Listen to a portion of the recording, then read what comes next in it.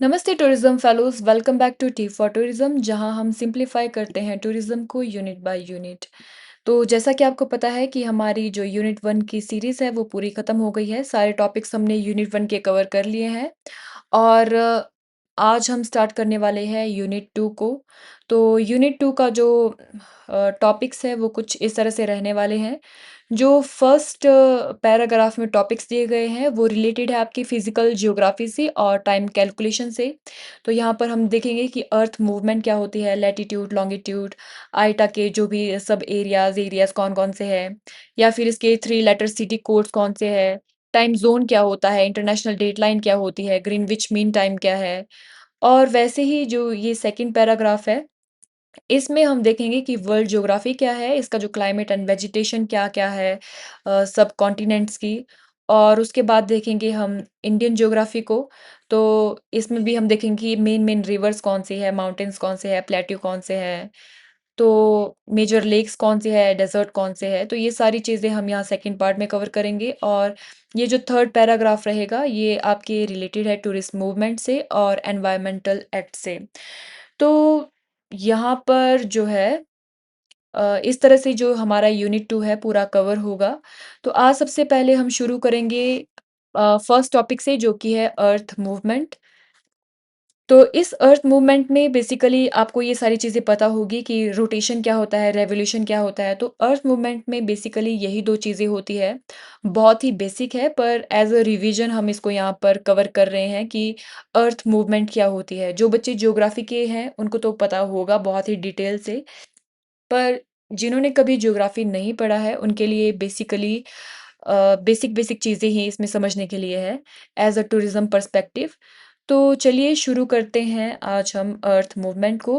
सबसे पहले जैसा कि मैंने बताया कि अर्थ मूवमेंट में दो चीज़ें आती है, अर्थ की रोटेशन क्या होती है और अर्थ का रेवोल्यूशन क्या होता है। तो सबसे पहले हम यहाँ पर देखते हैं अर्थ रोटेशन को, जो कि काम आता है हमारे दिन और रात बनाने में, ठीक है। तो अगर हम इसकी यहाँ पर डेफिनेशन देखें तो डेफिनेशन है spinning of the earth on its tilted axis from west to east. तो ये चीज़ आपको पता होनी चाहिए कि जो धरती है वो अपने ही एक्सिस पर, जैसे लट्टू घूमता है अपनी ही धुरी पर, वैसे ही ये धरती अपनी ही धुरी पर घूमता है वेस्ट टू ईस्ट। ये आपको पता होना चाहिए। यहाँ पर वेस्ट है ये और ये हमारा ईस्ट है। तो ये वेस्ट से लेकर ईस्ट तक अपनी धुरी पर घूमती है और इसे ही कहते हैं रोटेशन, ठीक है। और इसकी ड्यूरेशन क्या रहती है? 23 आवर्स 56 मिनट्स एंड 4 सेकंड्स, 23 घंटे 56 मिनट 4 सेकंड। तो अपना ये जो घूर्णन है वो इतने ड्यूरेशन में कवर करती है, जिसे हम नॉर्मली कहते हैं कि धरती का जो एक चक्कर है लगने में 24 घंटे लगते हैं। तो एग्जैक्ट टाइम है 23 घंटे 56 मिनट और 4 सेकंड। इसे हम यहाँ पर सोलर डे भी कहते हैं। और ये जो एक्सेल हमारा इसमें टिल्ट है, ये टिल्ट है 23.5 डिग्री। तो हमारी जो धरती है वो 90 डिग्री पर नहीं है, ये 23.5 डिग्री झुकी हुई है। तो ये भी बहुत बेसिक है और आपको पता ही होगा। तो इसका जो अर्थ रोटेशन है इसका क्या इफ़ेक्ट है, की इफ़ेक्ट क्या-क्या है? तो सबसे पहला इफ़ेक्ट पड़ता है कि ये दिन और रात बनाने के काम आती है, बनाने के काम आती है मतलब ये दिन और रात ऐसे ही बनते हैं।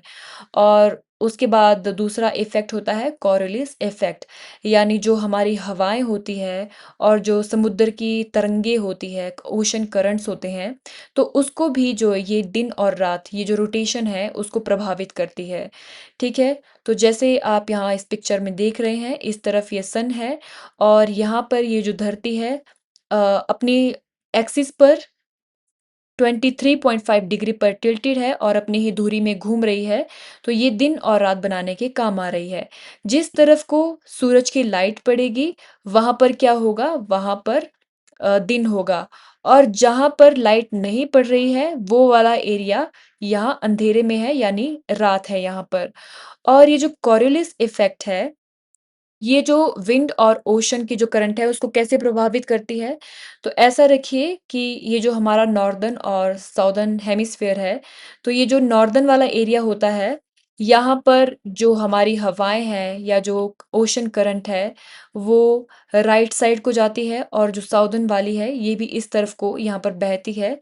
तो खुद भी आप इस कोरियोलिस इफ़ेक्ट को देखिएगा, इतना इम्पोर्टेंट नहीं है पर एज़ अ ज्योग्राफी अगर आप पढ़ रहे हो तो आपको हर एक डिटेल यहाँ पर पता होनी चाहिए।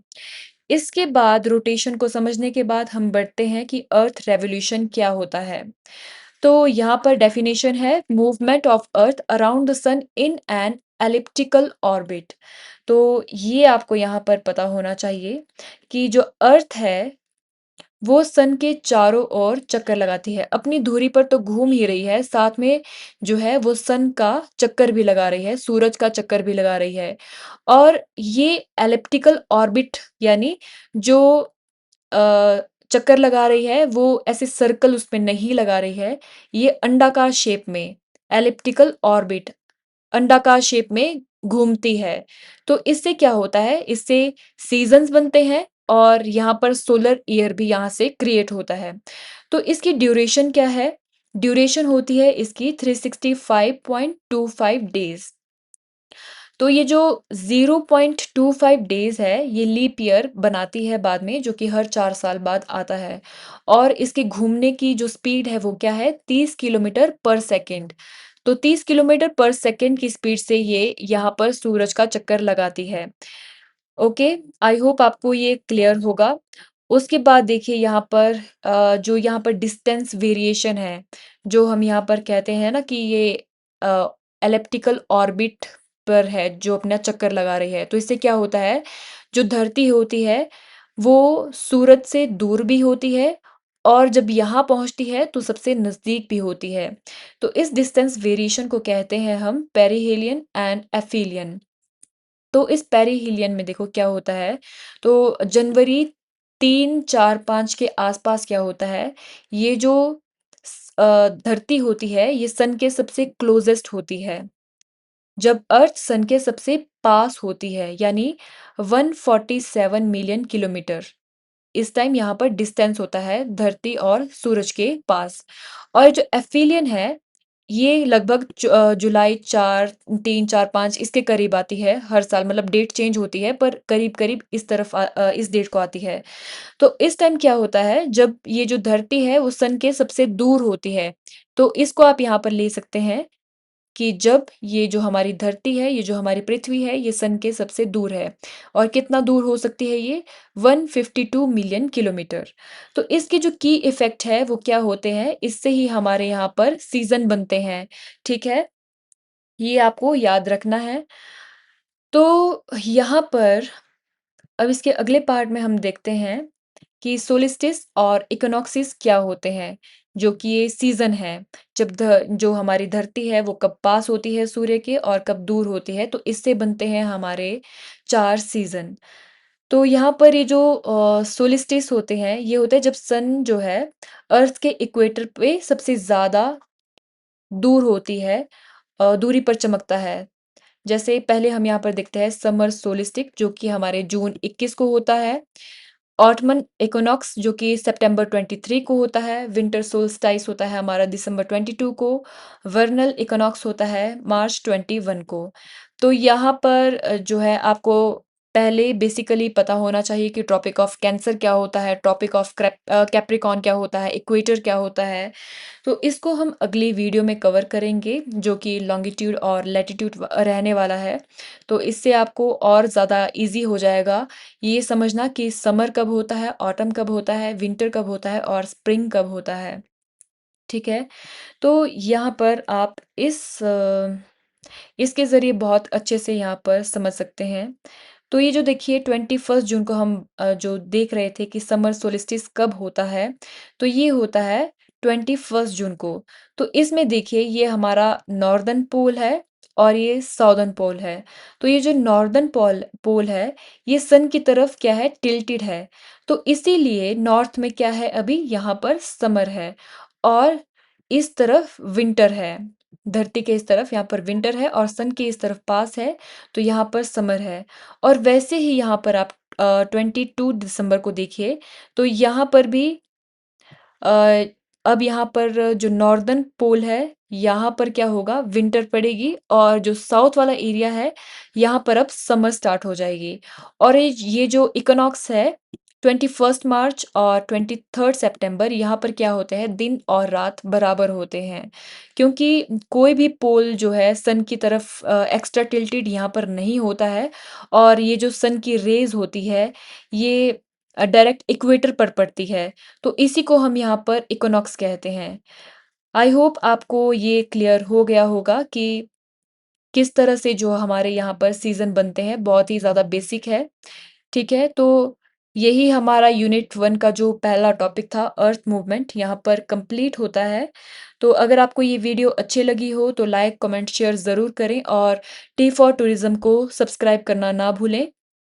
अगर आपको डेली के पीवाईक्यू, एमसीक्यू और जो भी है पीडीएफ वगैरह कोई चाहिए होगी, तो आप यहाँ पर UGC net tourism 093 WhatsApp channel पर जुड़ सकते हैं।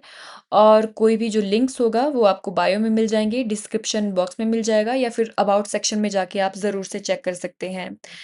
तो आगे की वीडियो के लिए जुड़े रहिए, पढ़ते रहिए, डिसिप्लिन रहिए, और बस इतना ही है आज के लिए। Signing off, bye bye.